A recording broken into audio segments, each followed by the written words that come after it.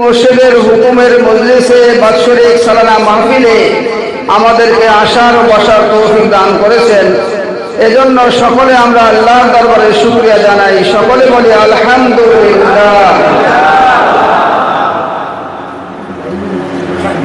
যেহেতু আজকে রজব মাসের 26 তারিখ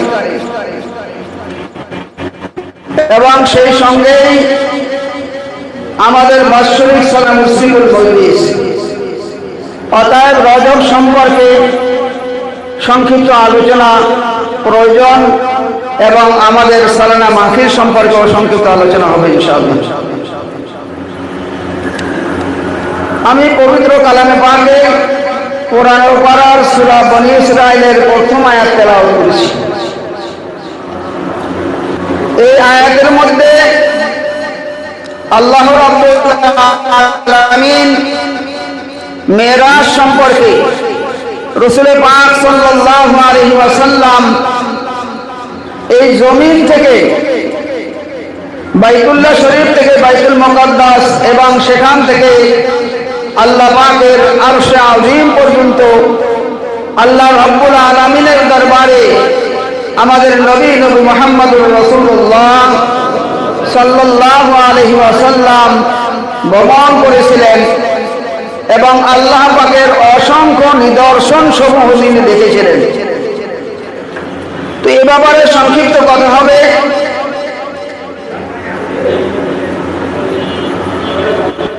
আর যেহেতু আজকে আমাদের বাৎসরিক সালানা মাহফিল শুরু, আমাদের খুশিদা হুজুর কেবলা বারবার বলতেন, বয়ানের ভিতরে অনেকবার বলেছেন যে সমস্ত ভাইরা, যে সমস্ত পীর ভাইরা কলকাতা সালানা মাহফিলে যেতে পারে নাই, ওই সমস্ত মানুষগুলি, ওই সমস্ত পীর ভাইরা যদি ঢাকা অলিগঞ্জ হাক্কানি মসজিদের এই সালানা মাহফিলে শরীক হয়, তো কামেল মুর্শিদ বলেছেন আল্লাহ পাক ওই বান্দাকে বাগমারি সালানা মাহফিলে শরীক হলে যে ফায়দা ফজিলাত, যে বরকত পাওয়া যায়, আল্লাহ পাক সেই বরকত বান্দাকে দান করবেন। সুবহানাল্লাহ। তো আল্লাহ পাক আমাদেরকে এই মুর্শিদের হুকুমের মজলিসে সালানা মাহফিলে আসার তৌফিক দিয়েছেন। এজন্য আল্লাহর কাছে শুকর আদায় করি। সকলে বলে আলহামদুলিল্লাহ। রজব মাসের আজকে 26 তারিখ, আগামী রাত হলো 27 তারিখের রাত, অর্থাৎ 26 তারিখ দিবাগত রাত হলো রজব মাসের 27 তারিখের রাত। এই রাতে নবী মুহাম্মদুর রাসূলুল্লাহ সাল্লাল্লাহু আলাইহি ওয়াসাল্লাম আরশে আযীমে আল্লাহ তাআলার দরবারে দিদারে ইলাহি করেছেন এবং আমাদের নবী মুহাম্মদুর রাসূলুল্লাহ সাল্লাল্লাহু আলাইহি ওয়াসাল্লাম আল্লাহ পাকের দরবারে যে দিদার করেছেন, এটা সশরীরে হয়েছিল। সুবহানাল্লাহ। তিনি মাতৃগর্ভে থেকে যেই শরীর নিয়ে পৃথিবীতে এসেছিলেন, এই শরীর নিয়ে আহলে সুন্নাত ওয়াল জামাতের আকীদা, আমাদের আকীদা হলো রাসূল পাক সাল্লাল্লাহু আলাইহি ওয়াসাল্লাম সশরীরে আল্লাহ পাকের আরশে আযীমে গিয়েছিলেন। আর এই মিরাজের প্রমাণ আল্লাহ তাআলা সূরা বনী ইসরাঈলের প্রথম আয়াতের মধ্যে আল্লাহ তাআলা ইরশাদ করেছেন, সুবহানাল্লাযী আসরা।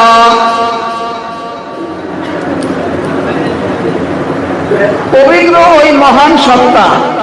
আমি আয়াতের তর্জমাটা আগে করে দিই।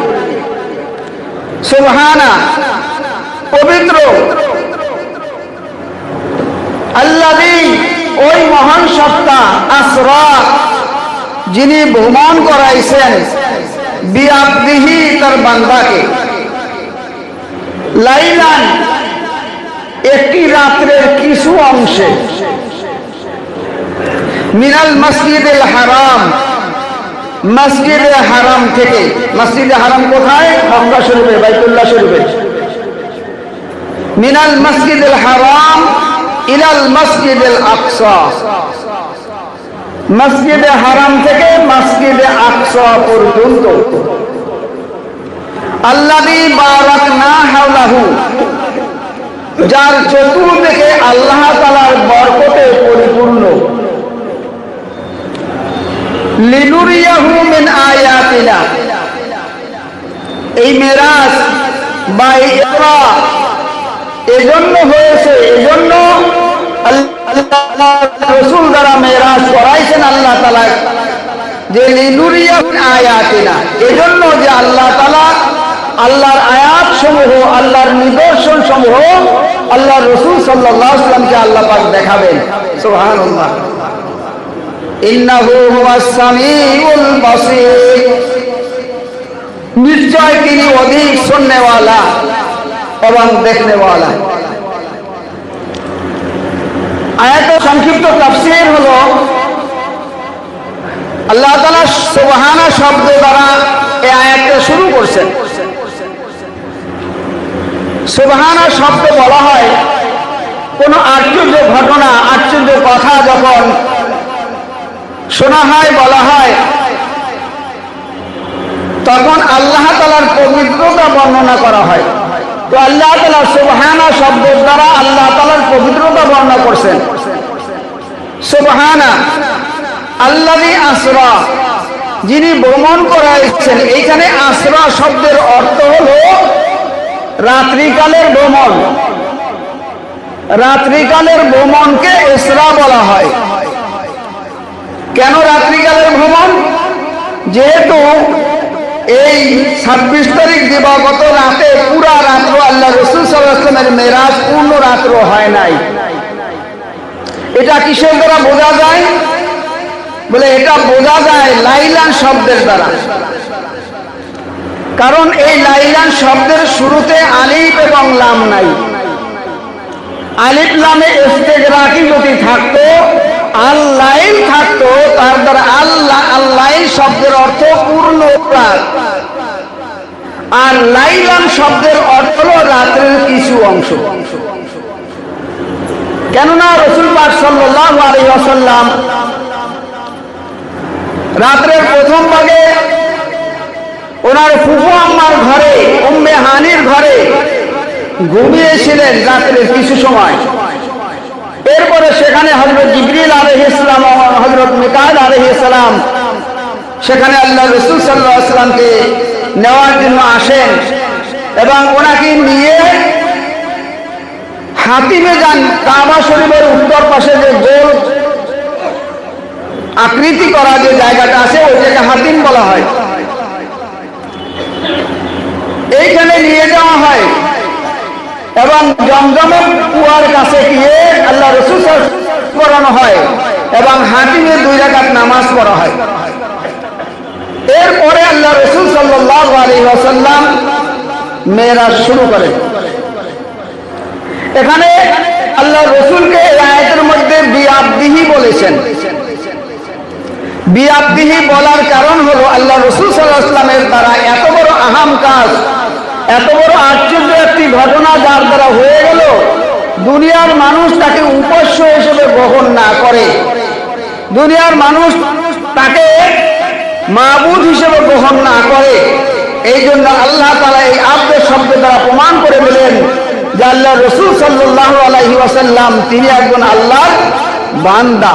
যেমন কলেমায়ে শাহাদাতের মধ্যে আমরা পড়ে থাকি আবদুহু ওয়া রাসূলুহু, তিনি আল্লাহর বান্দা এবং আল্লাহর রাসূল। তো আল্লাহ রাসূল সাল্লাল্লাহু আলাইহি ওয়াসাল্লাম এই যে মেরাজ করলেন, এটা কত বড় আশ্চর্য ঘটনা যা আমরা এই বিজ্ঞানের যুগে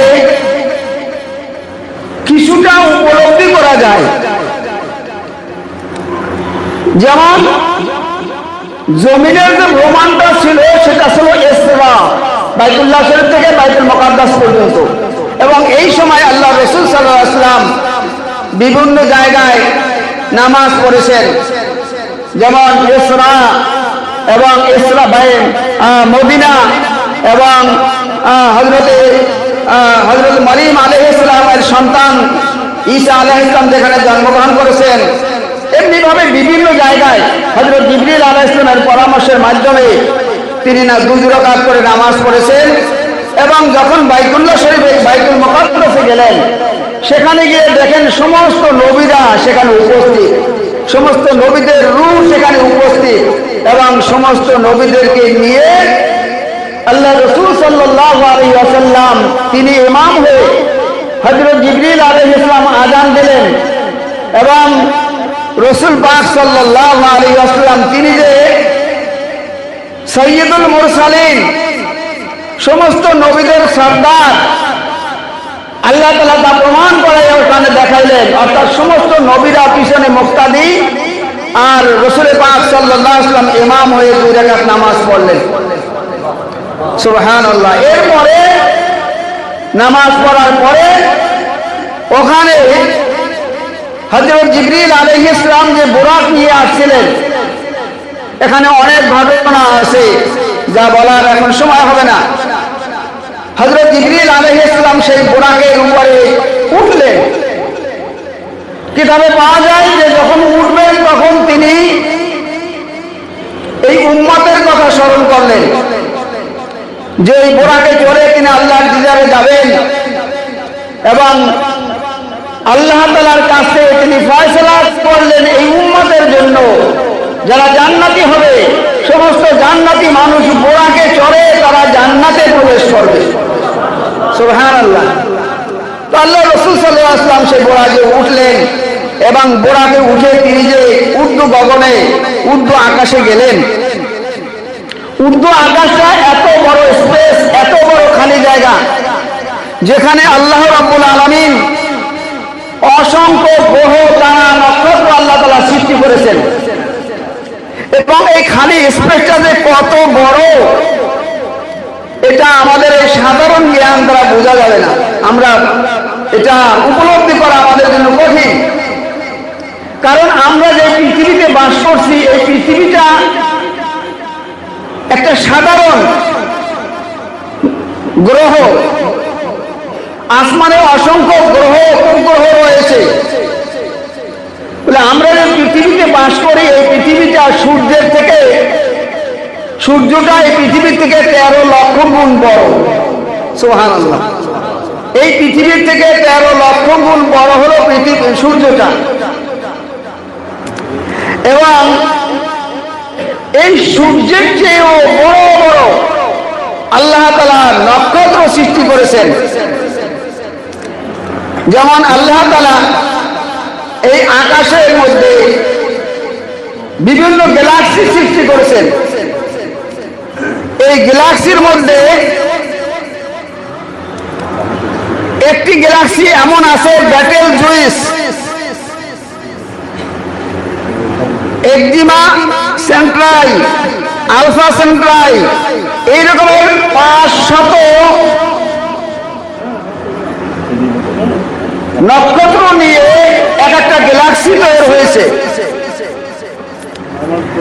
আর এই গ্যালাক্সি, একটা গ্যালাক্সি কত বড় বলে, এই পৃথিবীর থেকে সবচেয়ে কাছে যে নক্ষত্রটা রয়েছে, সেই নক্ষত্রটা সূর্যের থেকে এত বড় যে 1,15,000 বছর সময় লাগে ওই নক্ষত্রের যাইতে। সুবহানাল্লাহ। বলে এই সূর্যের চাইতে বড় বড় কোটি কোটি গুণ বড় বড় নক্ষত্র আল্লাহ তাআলা আসমানে সৃষ্টি করে রাখছেন, এত দূরে যে এই নক্ষত্র সৃষ্টির পরে আলোর গতি প্রতি সেকেন্ডে 1,86,000 মাইল। বলে এমন নক্ষত্র সৃষ্টি হয়েছে, যে নক্ষত্র সৃষ্টি হওয়ার পর থেকে যে আলোর গতি, তার গতি চলছে 1,86,000 মাইল প্রতি সেকেন্ডে গতি তার চলছে। বলে সৃষ্টির পর থেকে সেই নক্ষত্রের আলো এখন পর্যন্ত পৃথিবীতে এসে শেষ হয় নাই। সুবহানাল্লাহ। মানে এটা বলা, হ্যাঁ, এটা বয়ান করা এবার কঠিন ব্যাপার। অর্থাৎ এই আসমানটা আল্লাহ পাক যে গ্রহ তারা নক্ষত্র এবং গ্যালাক্সি সৃষ্টি করে রেখেছেন, এই বিশাল ব্যাপার। বলে এই সমস্ত দূরত্ব এবং এই গ্রহ তারা নক্ষত্র ভেদ করে আল্লাহ পাক প্রথম, আল্লাহ পাকের রাসূল সাল্লাল্লাহু আলাইহি ওয়াসাল্লাম প্রথম আসমানে গিয়েছেন, দ্বিতীয় আসমানে গিয়েছেন, তৃতীয় আসমানে, এই রকমের 7টা আসমান আছে। এবং প্রত্যেক আসমানের মধ্যে নবী মুহাম্মদুর রাসূলুল্লাহ সাল্লাল্লাহু আলাইহি ওয়াসাল্লাম এর সঙ্গে বিভিন্ন নবীদের সঙ্গে সাক্ষাৎ হয়েছে, সালাম হয়েছে, কালাম হয়েছে। অর্থাৎ এত দীর্ঘ পথ আল্লাহ রাসূল সাল্লাল্লাহু আলাইহি ওয়াসাল্লাম যে সফর করলেন, দুনিয়ার মানুষ তাকে আব্দ, তাকে মাবুদ না বলে, দুনিয়ার মানুষ তাকে উপাস্য হিসেবে গ্রহণ না করে, সেই জন্য আল্লাহ রাসূল সাল্লাল্লাহু আলাইহি ওয়াসাল্লামকে আয়াতের মধ্যে আল্লাহ বললেন বিআবদিহি, আমার বান্দার দ্বারা এই সফরটা করাইলাম। হ্যাঁ, এবং সেখানে যে রাসূল সাল্লাল্লাহু আলাইহি ওয়াসাল্লাম যে আল্লাহ পাকের আরশে আজিমে গেলেন, যাওয়ার পরে আল্লাহ পাকের সঙ্গে কথোপকথন হলো। আল্লাহ পাক জিজ্ঞাসা করলেন, হে আমার দোস্ত, আমার বন্ধু, আমার জন্য কি হাদিয়া নিয়ে আসছেন? কারণ বন্ধু বন্ধুর বাড়ি গেলে কিছু না কিছু হাদিয়া নিয়ে আসে, আমার জন্য কি নিয়ে আসছেন? আল্লাহ রাসূল সাল্লাল্লাহু আলাইহি ওয়াসাল্লাম তখন বললেন, আত-তাহিয়াতু লিল্লাহি ওয়াস-সালাওয়াতু ওয়াত-তাইয়্যিবাত, হে আল্লাহ, আপনার জন্য আমি এইটা নিয়ে আসছি, এই নিয়ামত, এই হাদিয়া কি? যে আত-তাহিয়াতু লিল্লাহি, যত তাহিয়াত আছে, যত প্রশংসা আছে, যত ইবাদত আছে, ইবাদতে মালি, ইবাদতে জানি, ইবাদতে বদনি, আল্লাহ সমস্ত প্রশংসা আল্লাহ তোমার জন্য, সমস্ত তাহিয়াত তোমার জন্য আমি নিয়ে আসছি। সুবহানাল্লাহ। এরপরে আল্লাহ তাআলা খুশি হয়ে গেলেন, আল্লাহ পাক খুশি হইলেন, খুশি হয়ে আল্লাহ রাসূলকে বললেন, কি বললেন? আসসালামু আলাইকা আইয়ুহান নাবিয়্যু ওয়া রাহমাতুল্লাহি ওয়া বারাকাতুহু। সুবহানাল্লাহ। আল্লাহ বললেন আল্লাহ রাসূলকে, আসসালামু আলাইকা, আলাইকা, আলাইহে না, আলাইহে না, আলাইকা। কা বলা হয় কাকে? বলে কা বলা হয়, কা হলো হাজের, অর্থাৎ আল্লাহ রাসূল সাল্লাল্লাহু আলাইহি ওয়াসাল্লাম হাজের আছেন, এই জন্য আল্লাহ তাআলা আসসালামু আলাইকা বলছে। কি বললেন? যে হে নবী, আপনার জন্য আমার পক্ষ থেকে সালাম, শান্তি, রহমত এবং বরকত। সুবহানাল্লাহ। আল্লাহ খুশি হইয়া আল্লাহর রাসূলকে সকল শান্তি, রহমত, বরকত দান করলেন। আল্লাহ রাসূল সাল্লাল্লাহু আলাইহি ওয়াসাল্লাম তখন বললেন কি, তিনি তখন এই উম্মতের কথা ভুলে যায় নাই, উম্মতের কথা তার স্মরণ হয়েছে, তখন তিনি বললেন, আসসালামু আলাইনা ওয়া আলা ইবাদিল্লাহিস সালিহিন। সুবহানাল্লাহ। হ্যাঁ, আল্লাহ রাসূল বললেন, হে আল্লাহ, আপনি যে সুখ, আপনি যে শান্তি, রহমত, বরকত আপনি দিয়েছেন, এটা আমিও গ্রহণ করে নিলাম, আমিও নিলাম। আসসালামু আলাইনা ওয়া আলা ইবাদিল্লাহিস সালিহিন, এবং আপনার সমস্ত ইবাদে সালেহর উপর আল্লাহ আপনার শান্তি, রহমত, বরকত। সুবহানাল্লাহ। এই কথাগুলো ফেরেশতারা শুনেছে, ফেরেশতারা শুনে বলে, আশহাদু আল্লা ইলাহা ইল্লাল্লাহু ওয়া আশহাদু আন্না মুহাম্মাদান আবদুহু ওয়া রাসূলুহু। হে আল্লাহ, আপনারা দুই বন্ধু যে কথা বলেছেন, আশহাদু আল্লা ইলাহা, আমরা সাক্ষ্য দিচ্ছি, আপনারা যে কথা বলছেন আমরা তা শুনতে পেয়েছি। সুবহানাল্লাহ। আল্লাহ রাসূল সাল্লাল্লাহু আলাইহি ওয়াসাল্লামকে সেইখানে অনেক কথোপকথন হলো, এবং আল্লাহ পাক 50 ওয়াক্ত নামাজকে ফরজ করলেন, রোজা ফরজ করলেন, এবং জান্নাত জাহান্নাম হযরত রাসূল পাক সাল্লাল্লাহু আলাইহি ওয়াসাল্লাম দেখলেন, অনেক কথোপকথন হলো। এরপরে আল্লাহ রাসূল সাল্লাল্লাহু আলাইহি ওয়াসাল্লাম সেখান থেকে আসলেন। যখন আসলেন পৃথিবীতে, তখনও কিন্তু রাত শেষ হয় নাই।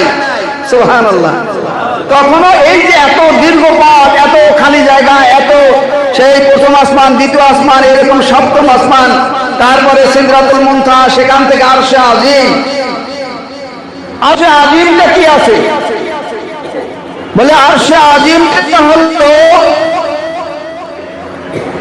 এমন যে এই আল্লাহ পাকের যত সৃষ্টি আছে, যত পৃথিবী বলেন, সূর্য বলেন, যত গ্রহ তারা, নক্ষত্র, আল্লাহর যত সৃষ্টি আছে, বলে এই সমস্ত সৃষ্টিকে যদি আল্লাহ পাকের আরশে আজিমের উপর রাখা হয় তো সেটা কেমন হবে? একটা উদাহরণ এরকম দেয় যে কোনো বিশাল মরুভূমি, এই মরুভূমির ভিতরে যদি কোনো ব্যক্তির একটা হাতের আংটি পড়ে যায়, বিশাল মরুভূমি, ধুধু করে দেখা যায় না কোনো জায়গায়, এত বিশাল মরুভূমির ভিতরে আপনার হাতের একটা আংটি যদি পড়ে যায় তাহলে ওই মরুভূমির মধ্যে আংটিটা খুঁজে পাওয়া কত কষ্ট, কষ্ট না কি বলেন? বলে আল্লাহ পাকের আরশে আজিমের উপরে এই পৃথিবী, সূর্য, চন্দ্র, গ্রহ, তারা, যত গ্রহ আছে, যত নক্ষত্র আছে এবং যত গ্যালাক্সি আছে, হ্যাঁ, যত ব্ল্যাক হোল আছে, আল্লাহ পাকের এই সৌর জগতে যা কিছু আছে, এই সব কিছু যদি আল্লাহর আরশে পাকের আজিমে রাখা হয় তবে ওই আংটির মতো এই সৃষ্টির সৌরজগৎ খুঁজে পাওয়া যাবে না। সুবহানাল্লাহ। সেই আরশে আজিম হলো স্বয়ং রব্বুল ইজ্জত। তো মূল কথা, আমাদের নবী মুহাম্মদুর রাসূলুল্লাহ সাল্লাল্লাহু আলাইহি ওয়াসাল্লাম কে আল্লাহ তাআলা সৃষ্টি করেছেন ভালোবেসে, মহব্বত করে, পৃথিবীর দুলহন হিসেবে। এই পৃথিবীর দুলহন হলো নবী মুহাম্মদুর রাসূলুল্লাহ সাল্লাল্লাহু আলাইহি ওয়াসাল্লাম। তিনি সাইয়্যিদুল মুরসালিন, তিনি খাতামুন নবীন, তিনি সকল নবীদের শেষে আসছে কিন্তু সকল নবীদের শ্রেষ্ঠ নবী। এই নবী হলো আল্লাহ তাআলার সবচেয়ে প্রিয় মানুষ। তো আমরা হলাম সেই নবীর উম্মত। এই নবীর উম্মতকে আল্লাহ তাআলা 50 ওয়াক্ত নামাজ দিয়েছিলেন। হযরত রাসূল পাক সাল্লাল্লাহু আলাইহি ওয়াসাল্লাম যখন আসতেছিলেন পথিমধ্যে হযরত মূসা আলাইহিস সালামের কাছে খুশি হয়ে আল্লাহ রাসূল বলতেছিলেন যে আল্লাহ খুশি হয়ে 50 ওয়াক্ত নামাজ দিয়েছেন, আল্লাহর রাসূল খুব খুশি। কিন্তু হযরত মূসা আলাইহিস সালাম বললেন, ইয়া রাসূলুল্লাহ, আমি জানি আমার উম্মত এই ইবাদত করতে পারে নাই, আপনার উম্মতটা আরো দুর্বল হবে, কারণ আগের জমানার মানুষ হাজার হাজার বছর হায়াত পাইত, আপনার উম্মতরা হায়াত কম পাবে, 50 ওয়াক্ত নামাজ নিয়মিত দৈনিক পড়তে পারবে না, আপনি একটু কমায় আনেন। যাই হোক, বারবার আল্লাহ তাআলার কাছে গিয়ে আল্লাহ তাআলা, আল্লাহর রাসূল এই 50 ওয়াক্ত কমাইয়া যখন 5 ওয়াক্ত থাকলো, মূসা আলাইহিস সালাম বললেন যে আবার যান। কিন্তু রাসূল পাক সাল্লাল্লাহু আলাইহি ওয়াসাল্লাম লজ্জায় গেলেন না, তিনি ওই 5 ওয়াক্ত নিয়ে ফিরে আসলেন। আল্লাহ তাআলা তখন বললেন, হে আমার হাবিব, আপনার উম্মতেরা যদি 5 ওয়াক্ত নামাজ পড়ে আল্লাহ পাক ওই বান্দাকে 50 ওয়াক্ত নামাজের নেকি দান করবেন। সুবহানাল্লাহ। আমার কামেল মুর্শিদ জামানার মুজাদ্দিদ সুফি মুফতি আজম গাছি রহমাতুল্লাহ আলাইহি, তিনি আল্লাহ তাআলার একজন গ্রহণযোগ্য এবং আল্লাহ তাআলার প্রিয় বান্দা। তিনি রাসূল পাক সাল্লাল্লাহু আলাইহি ওয়াসাল্লাম বিদায় হজের সময় আরাফাতের ময়দানে সমস্ত উম্মতের উপর যে দায়িত্ব দিয়ে গেছিলেন, কেন দায়িত্ব দিলেন? যেহেতু আল্লাহর রাসূলকে আল্লাহ পাক কোরআনের মধ্যে বলেছেন, ইয়া আইয়ুহার রাসূল বাল্লিগ মা উনজিলা ইলাইক, হে রাসূল, আপনার কাছে যে কোরআন নাযিল করা হয়েছে, যে দ্বীন নাযিল করা হয়েছে, ইসলাম নাযিল করা হয়েছে, সেইটা আপনি মানুষের কাছে পৌঁছে দেন। আল্লাহর রাসূল সাল্লাল্লাহু আলাইহি ওয়াসাল্লাম আল্লাহ সাহাবীদেরকে বিদায় হওয়ার সময় জিজ্ঞাসা করেছিলেন, ও আমার সাহাবীরা, আমি কি আল্লাহর দ্বীন তোমাদের কাছে পৌঁছাতে পেরেছি? কোরআনকে পৌঁছে দিতে পারলাম কিনা? সাহাবারা বললেন, ইয়া আল্লাহর রাসূল, আপনি শুধু পৌঁছান নাই, বরং তার হক আদি করে আপনি আমাদের কাছে পৌঁছাই দিয়েছেন। সুবহানাল্লাহ। তখন রাসূল পাক সাল্লাল্লাহু আলাইহি ওয়াসাল্লাম উপস্থিত সাহাবীদেরকে বলেছিলেন, তোমরা যারা উপস্থিত আছো, অনুপস্থিত লোকদের কাছে কিয়ামত পর্যন্ত পৌঁছে দিবে। সুবহানাল্লাহ। তো আল্লাহর রাসূল সাল্লাল্লাহু আলাইহি ওয়াসাল্লাম সেই জন্য সাহাবীদেরকে বলেছিলেন, হে আমার সাহাবীরা, কিয়ামত পর্যন্ত তোমরা পৌঁছে দেবে। এবং ইতিহাসে পাওয়া যায় যে সেই সময় সাহাবীরা যারা আল্লাহর রাসূলের সামনে আরাফাতের ময়দানে ছিলেন, তাদের মধ্যে থেকে বহু সংখ্যক সাহাবী আর বাড়িতে ফিরে যায় নাই। তারা ওখান থেকে ইসলাম প্রচারের জন্য, দ্বীন প্রচারের জন্য, কোরআন প্রচারের জন্য, হক প্রচারের জন্য বাইরে হয়ে গেছে। এবং ইতিহাস পাওয়া যায় বহু সাহাবী তারা তাদের ঘোড়াকে সাগরের মধ্যে নামাই দিয়া আল্লাহর দরবারে হাত তুলে আল্লাহর কাছে বলেছে, আল্লাহ আমাদের যতটুকু খুব কুয়া ছিল, ক্ষমতা ছিল, শক্তি ছিল, আমরা ব্যয় করেছি, আল্লাহ এরপরেও যদি মানুষ থাকে, হ্যাঁ আল্লাহ তোমার জিম্মায় তোমার দ্বীনকে পৌঁছে দিও। সুবহানাল্লাহ। আল্লাহ রাসূল উম্মতের উপর যে দায়িত্ব দিয়ে গেছেন সেই দায়িত্ব পালন করেছেন সাহাবীরা, তারপরে তাবিঈনগণ, তারপরে তাবিঈনগণ, এইভাবে পর্যায়ক্রমে বিভিন্ন আল্লাহ পাকের ওলামা একরাম, দ্বীনের দায়ী, কামেল মুর্শিদ, আল্লাহওয়ালা বান্দারা সেই দায়িত্ব পালন করেছে। এবং আমাদের মুর্শিদ জামানার মুজাদ্দিদ হযরত মাওলানা সুফি মুফতি আদান গাছী রাহমাতুল্লাহ আলাইহি সেই রাসূল পাক সাল্লাল্লাহু আলাইহি ওয়াসাল্লামের দেওয়া দায়িত্ব পালন করার জন্য 1876 সালে হাক্কানী আঞ্জুমান প্রতিষ্ঠা করেছেন। সুবহানাল্লাহ। এই হাক্কানী আঞ্জুমানের বাংলাদেশের কেন্দ্র মসজিদ হলো এইটা, অলিগঞ্জ হাক্কানী মসজিদ।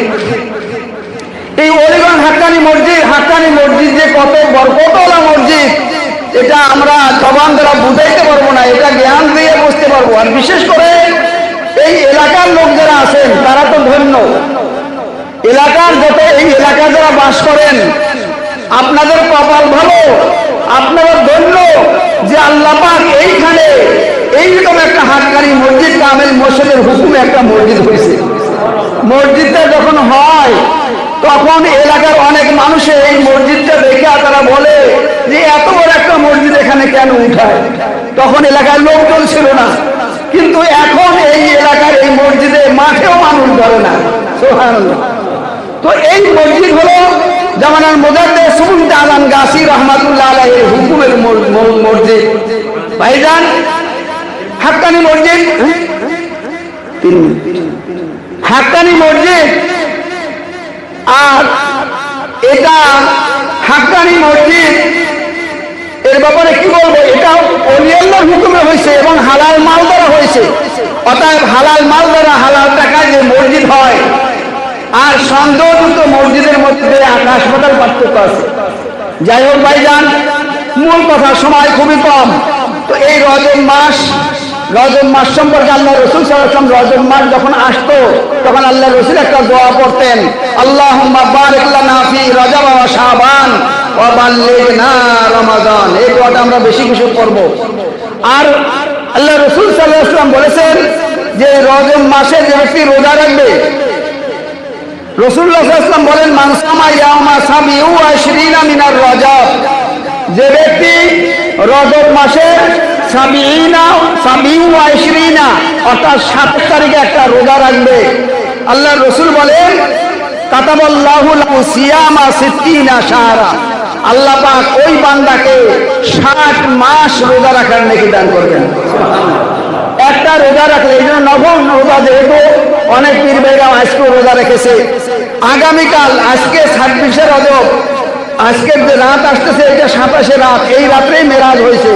অর্থাৎ আগামীকালকে রোজা আমরা সবাই রাখবো ইনশাল্লাহ।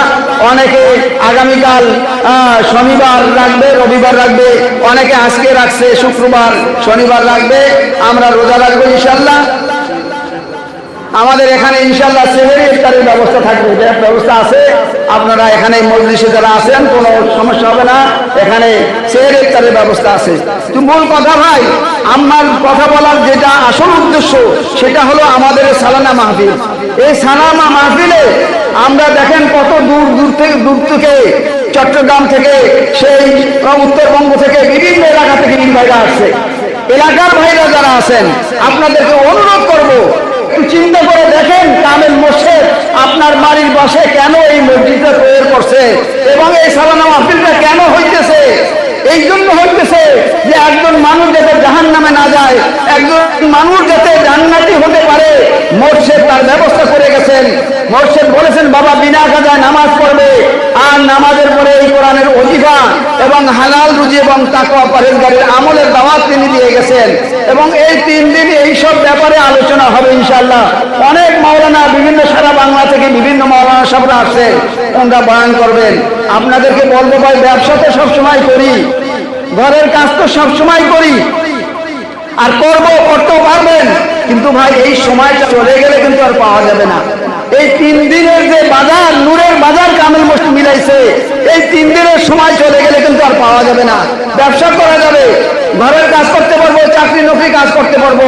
আপনাদের সকলকে অনুরোধ করছি, মেহেরবানি করে এখানে আসেন এবং মজলিসে বসেন। শুধু এই মাইকের আওয়াজ বাড়িতে বসে শুনা, এর দ্বারা কিন্তু দিলের মধ্যে কথা ঢুকবে না, নূর ঢুকবে না। নূর দিলের মধ্যে ঢুকানোর জন্য মসজিদে আসতে হবে, মজলিসে বসতে হবে। সেই জন্য আপনাদেরকে বলবো, এই 3টা দিন আপনারা মজলিসে থাকবেন এবং আমরা দূর দূরান্ত থেকে যারা আসছি, আমাদের সময়টা যেন নষ্ট না হয়, দোকানে পাটে বিভিন্ন জায়গায় সময় যেন নষ্ট না হয়।